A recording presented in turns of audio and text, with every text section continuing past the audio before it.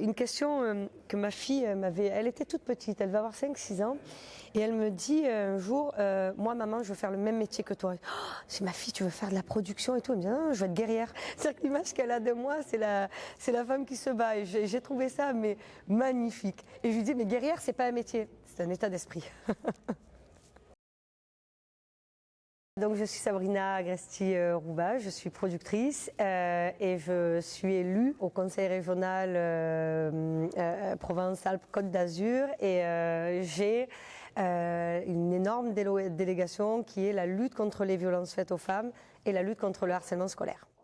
Je suis née à Félix-Piat, donc la cité Félix-Piat est une cité de centre-ville du 3e arrondissement de Marseille. Donc pour le situer, c'est entre le Vieux-Port et la Belle de Mai. Je suis issue d'une grande famille, donc j'ai 5 frères et sœurs. Je souhaite à tout le monde d'avoir eu l'enfance que j'ai eue parce que j'ai ma grand-mère qui vivait avec nous. C'est probablement la personne qui m'a le plus marquée dans ma vie. Je ne me suis jamais laissée ni emportée par les paillettes, par les étoiles, je suis née dans le cinéma, ni par ceux, les tyrans ordinaires qui t'expliquent que c'est pas possible, que tu peux pas, que ta place elle est pas là.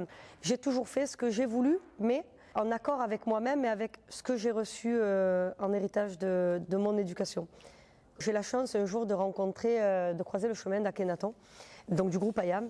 Et là, je comprends que c'est ce que je veux faire. Donc je démarre, je suis stagiaire de prod, je corrige les coquilles des scénarios. Et j'ai fait mes classes en fait de stagiaire de prod, productrice. Donc j'ai toujours su que j'allais travailler dans la culture, que je voulais faire quelque chose dans la culture. Quoi, je ne savais pas, parce que quand tu n'hérites pas justement de ce background, donc ou fille de producteur, ou fille de directeur de programme, je n'importe quoi, ou fille de réal, tu ne peux pas t'inventer non plus une culture. Par contre, tu peux te la créer. Ça veut dire qu'aujourd'hui, je connais tous les métiers de la production puisque j'ai démarré en bas d'échelle. C'est tout l'intérêt. C'est-à-dire que moi, on ne peut pas m'arnaquer. Moi, on ne peut pas me dire il faut 8 jours pour tourner alors que je sais qu'il en faut que 2. C'est tout l'intérêt. Je sais, j'ai commencé, je faisais des feuilles de service. Avant de devenir productrice, j'étais directrice de production, prodexé. Donc, non, c'est un long apprentissage. On ne devient pas producteur du jour au lendemain parce qu'on l'a décidé, on ne le décrète pas. Et quand on me dit ah, c'est super, tu réussis, j'ai pas du tout. J'ai sacrifié à peu près toute ma vie, toute ma jeunesse pour ce que j'aimais, donc j'ai quand même l'immense chance de faire ce que j'aime, de vivre de ma passion. Je me suis toujours dit, je préfère être quelqu'un chez moi que toute petite et inexistante chez les autres. Et je préfère faire Marseille-Paris que Paris-Marseille, tu vois. Ça a été la série Marseille en prodexé. Et le premier projet, c'était celui-là. Parce que quand tu es une enfant de Marseille comme moi, et c'est l'air de rien, c'était un long processus d'apprentissage dans la production. Un jour, tu croises la route de Dan Frank. Et là, tu te dis waouh, quoi. J'ai appris beaucoup. Et après, je comprends que si je veux produire ce que j'ai envie de produire, il faut aller chercher de l'argent dans le privé.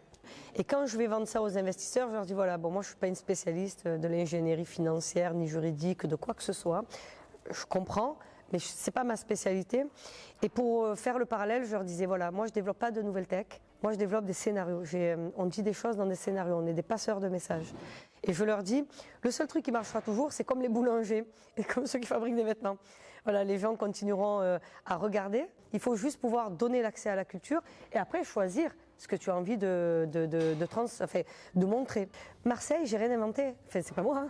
Il faut remonter à Borsalino, c'est-à-dire que ça a toujours été une ville qu'on aimait filmer. La lumière est exceptionnelle. À l'international, quand tu dis Marseille, on y pense, oh, French Connection, c'est ce qu'on te dit à l'étranger. Mais on connaît Marseille. Moi, je suis visible. De celles qui ont un parcours, un storytelling, quelque chose à raconter.